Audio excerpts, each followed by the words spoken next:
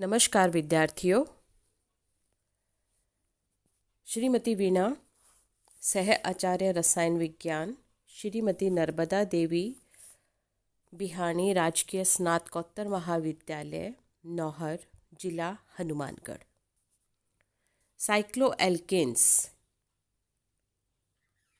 के अंतर्गत आज का टॉपिक है बेयर्स स्ट्रेन थ्योरी।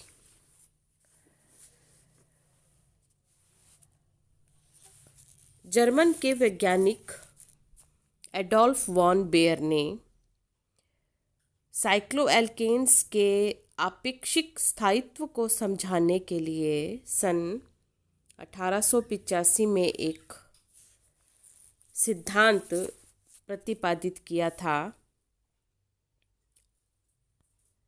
और उन्हीं के नाम से ही यह सिद्धांत जाना जाता है, बेयर्स स्ट्रेन थ्योरी, बेयर का विकृतिवाद सिद्धांत। और रसायन विज्ञान में उत्कृष्ट योगदान के लिए बेयर को सन 1905 के नोबेल पुरस्कार से सम्मानित किया गया था। अब साइक्लोएल्केन्स में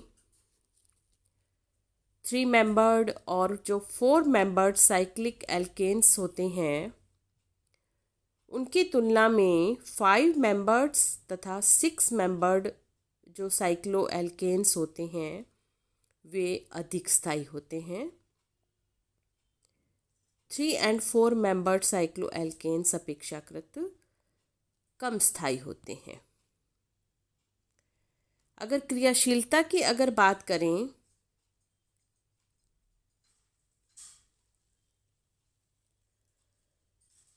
तो क्रियाशीलता साइक्लोपेंटेन और साइक्लोहेक्सेन की तुलना में साइक्लोप्रोपेन और साइक्लोब्यूटेन की अधिक होती है। साइक्लोप्रोपेन और साइक्लोब्यूटेन योगात्मक अभिक्रियाएं देते हैं, जबकि साइक्लोपेंटेन व साइक्लोहेक्सेन प्रतिस्थापन अभिक्रियाएं देते हैं।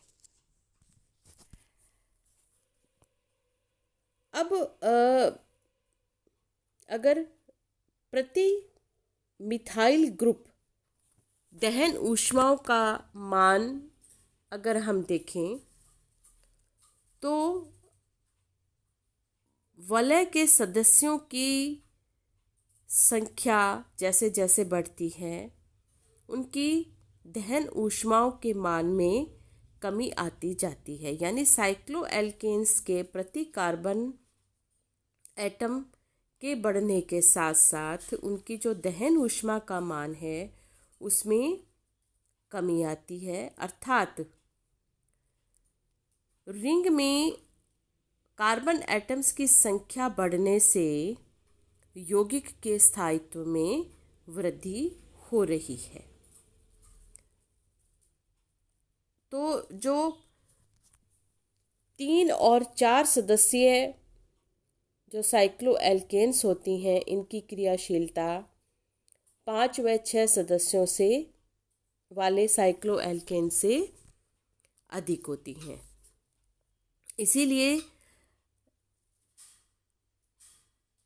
जो साइक्लोप्रोपेन और साइक्लोब्यूटेन योगात्मक अभिक्रियाएं देते हैं, जबकि साइक्लोपेंटेन और साइक्लोहेक्सेन प्रतिस्थापन अभिक्रियाएं देते हैं। तो इनके स्थायित्व को समझाने के लिए ही बेयर ने एक थ्योरी बनाई और उन्होंने ये बताया कि जो साइक्लोएल्केन्स के रिंग होती हैं ये प्लेनर होती हैं और प्लेनर मानते हुए यानी समतल मानते हुए ही उन्होंने एक सिद्धांत दिया जिसे बेयर का विकृतिवाद सिद्धांत कहते हैं। अब इस सिद्धांत के कुछ मुख्य बिंदु हैं। पहला पॉइंट ये है कि कार्बन परमाणु की 4 संयोजकताएं होती हैं। प्रकृति में दत्त है ये कि प्रकृति दत्त है कार्बन परमाणु की 4 संयोजकताएं, और ये चारों संयोजकताएं नियमित चतुष्फलक के 4 कोनों की ओर अभिविन्यासित होती हैं, और 2 संयोजकताओं के मध्य का बॉन्ड एंगल का मान होता है 109 डिग्री 28 मिनट। तो कुछ कार्बन परमाणु संयुक्त होकर एक चक्रीय यौगिक बनाते हैं, तो उनका जो बंद कोण है वो सामान्य बंद कोण से थोड़ा सा विकृत हो जाता है, उसमें डिस्टॉर्शन आ जाता है। परिणाम स्वरूप मॉलिक्यूल में एक तनाव या खिंचाव यानी एक स्ट्रेन उत्पन्न हो जाता है, और यह स्ट्रेन जो है वो बंद कोण की विकृति पर निर्भर करता है। अब बंद कोण में जितनी अधिक विकृति होगी अणु में, उतना ही अधिक तनाव होगा। यानी विकृति का मतलब है उनकी ऊर्जा स्तर का बढ़ना। बंद कोण 109 डिग्री 28 मिनट से कम या ज़्यादा आता है तो वो खिंचाव महसूस करता है, और जितना विकृत अधिक होगा अणु में उतना ही अधिक तनाव भी होगा, और उतना ही उसके स्थायित्व में कमी भी आती है। अब बेयर के अनुसार 5 तथा 6 मेंबर्ड जो रिंग्स हैं वो बहुत आसानी से बनती हैं और अधिक स्थायी होती हैं। कारण है क्योंकि इनके बंद कोण में कम तनाव अथवा विकृति होती है। दूसरा बिंदु ये है कि साइक्लोएल्केन्स में सभी कार्बन परमाणु एक ही तल में होते हैं, अतः साइक्लोप्रोपेन ट्राइएंगुलर है, साइक्लोब्यूटेन स्क्वायर, जबकि अन्य जो साइक्लोएल्केन्स होती हैं वो नियमित बहुभुजी संरचनाएं हैं। जैसे ये आप स्ट्रक्चर देख रहे हैं, साइक्लोप्रोपेन 3 कार्बन परमाणुओं की साइक्लोएल्केन, बॉन्ड एंगल है 60 डिग्री। साइक्लोब्यूटेन 4 कार्बन परमाणु का साइक्लोएल्केन, बॉन्ड एंगल है 90 डिग्री। साइक्लोहेक्सेन 6 कार्बन परमाणु का साइक्लोएल्केन, जिसमें बॉन्ड एंगल है 120 डिग्री। तो साइक्लोएल्केन्स उपरोक्त आकार ग्रहण करती हैं, तब इनका बॉन्ड एंगल सामान्य टेट्राहेड्रल कोण से विकृत हो जाता है और अणु में तनाव उत्पन्न हो जाता है। इस तनाव को ही कोणीय तनाव कहते हैं, एंगल स्ट्रेन कहते हैं, और जितना अधिक ये तनाव होगा उतनी ही वलय अधिक अस्थायी होगी। यानी जो एक चतुष्फलकीय कोण है, बंद कोण है 109 डिग्री 28 मिनट का, इस बंद कोण से जब कोई भी अणु का तनाव महसूस करता है तो उसमें वो कोणीय तनाव कहलाता है। यानी उसका एनर्जी लेवल उस एनर्जी लेवल से अधिक बढ़ जाता है, जिसके कारण वो जो रिंग है वो अनस्टेबल हो जाती है। अब इस जो एंगल स्ट्रेन है इसको हम कैलकुलेट कर सकते हैं इस एक सिंपल फॉर्मूला के माध्यम से। एस इस जो है वो इस स्ट्रेन को प्रदर्शित कर रहा है। ये है 1/2 ब्रैकेट में है 109 degree 28 minute minus bond angle of cycloalkane ring. जिस साइक्लोएल्केन का हमें एंगल स्ट्रेन की वैल्यू निकालनी है, उसके बॉन्ड एंगल को यहाँ रखकर हम साइक्लोएल्केन्स की जो कोणीय तनाव है उसको हम कैलकुलेट कर सकते हैं। अब साइक्लोब्यूटेन में बंद कोण का मान होता है 90 डिग्री, साइक्लोपेंटेन में है 108 डिग्री, साइक्लोहेक्सेन में है 120 डिग्री और साइक्लोहेप्टेन में है 128.5 डिग्री। अब एक स्ट्रक्चर आप देख रहे हैं, इस स्ट्रक्चर के माध्यम से हम इस जो विकृति है उसको हम समझ सकते हैं। साइक्लोप्रोपेन एक ट्रायंगुलर इसकी संरचना होती है, बॉन्ड एंगल होता है 60 डिग्री, जबकि जो एक स्टैंडर्ड जो sp3 संकरण वाले कार्बन एटम के अंदर हाइड्रोकार्बन में जो बॉन्ड एंगल होता है जिस पर वो मिनिमम एनर्जी लेवल पर होता है वो होता है 109 डिग्री 28 मिनट का। यहाँ हम शो कर रहे हैं इस स्ट्रक्चर में। तो जो डिफरेंस आ रहा है जब इसको हम कैलकुलेट करते हैं साइक्लोप्रोपेन के लिए एस की वैल्यू, तो ये आती है 24 डिग्री 44 मिनट। यानी जो साइक्लोप्रोपेन है वह 24 डिग्री 44 मिनट का तनाव इसमें महसूस करता है। अब बेयर ने जो सिद्धांत दिया है वो इस अवधारणा पर आधारित है, जैसे कि मैंने आपको बताया कि वलय के समस्त कार्बन परमाणु एक ही तल में विद्यमान है, अर्थात वलय समतलीय है। इसलिए किसी भी अणु के लिए बंद कोण को भी हम कैलकुलेट कर सकते हैं इस फार्मूला के माध्यम से। तो bond angle is equal to n into 180 degree minus 360 degree divided by n। n है यहाँ पर वलय में उपस्थित कार्बन परमाणुओं की संख्या। इस फार्मूला के आधार पर उस साइक्लोएल्केन के बंद कोण की गणना हम कर सकते हैं। अब यहाँ आप देख रहे हैं साइक्लोप्रोपेन,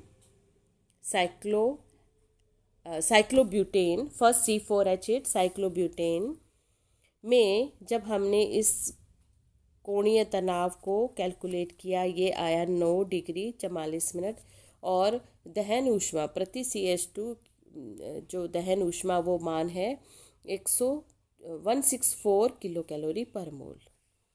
साइक्लोपेंटेन में ये है 0 डिग्री 44 मिनट इसका जो एंगल स्ट्रेन और दहन ऊष्मा मान है यहाँ पर 158.7 किलो कैलोरी पर मोल।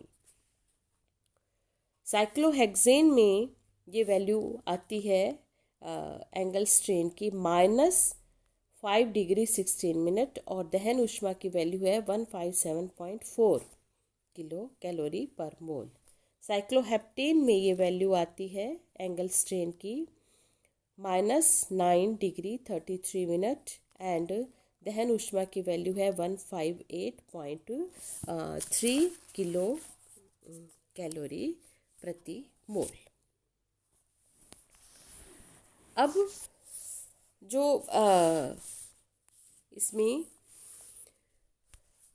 विकृति या तनाव, अब यहाँ देखें आप, जो विकृति या जो तनाव यानी जो स्ट्रेन की वैल्यू है वो पॉजिटिव भी है, जैसे कि देखा हमने साइक्लोब्यूटेन और पेंटेन के लिए ये वैल्यू पॉजिटिव है, जबकि साइक्लोहेक्सेन और हेप्टेन के लिए ये वैल्यू नेगेटिव है।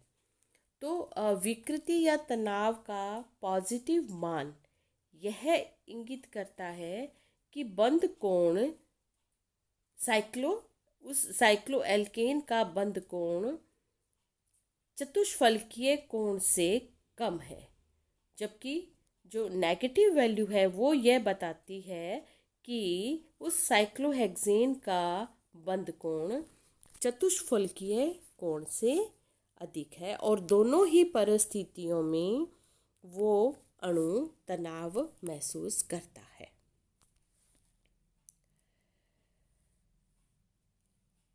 अब कुछ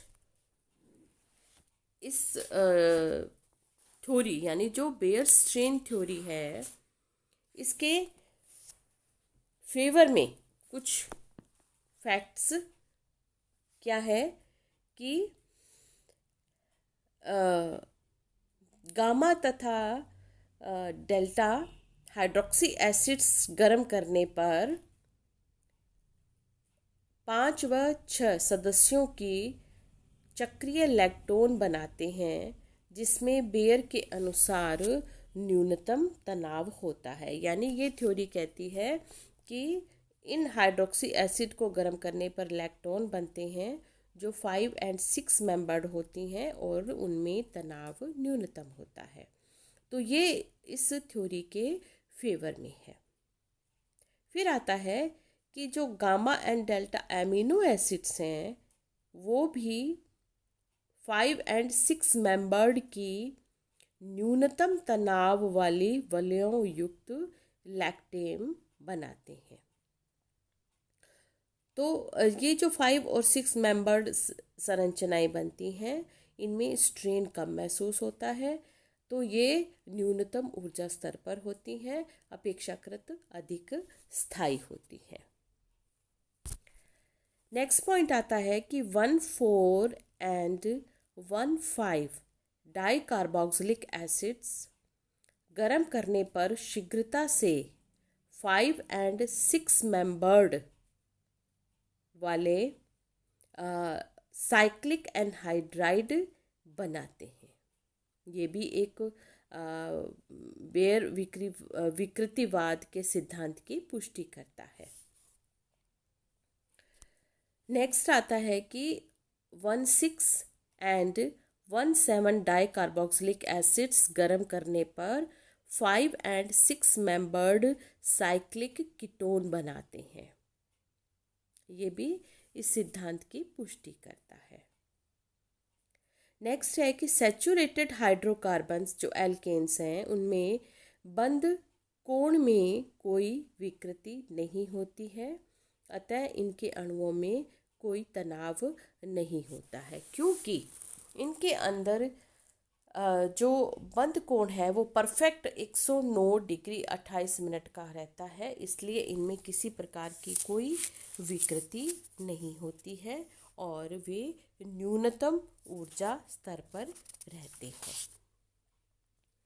तो स्टूडेंट्स, आज की इस क्लास में हमने बेयर-स्ट्रेन थ्योरी के बारे में अध्ययन किया। कोई भी मॉलिक्यूल अपने आप को मिनिमम एनर्जी लेवल पर रखना चाहेगा, क्योंकि वहीं उसे कम से कम तनाव महसूस होगा और वो अपने आप को स्थायी रख पाएगा। यानी कम ऊर्जा स्तर पर रहना उसके स्थायित्व का एक बड़ा कारण है। तो बेयर ने साइक्लोएल्केन्स के स्थायित्व को समझाने के लिए जो थ्योरी दी, वो अपने आप में कई कारणों को एक्सप्लेन करने में सफल रही है, परंतु इसके साथ साथ कुछ उसकी सीमाएं भी रहीं। कुछ बातों को वह समझाने में असफल भी रही हैं। तो नेक्स्ट क्लास में हम उनकी लिमिटेशंस को पढ़ेंगे। इसके अलावा जो नई थ्योरी है, थ्योरी ऑफ स्टेनलेस रिंग्स, उसके बारे में भी अध्ययन करेंगे। Thank you so much.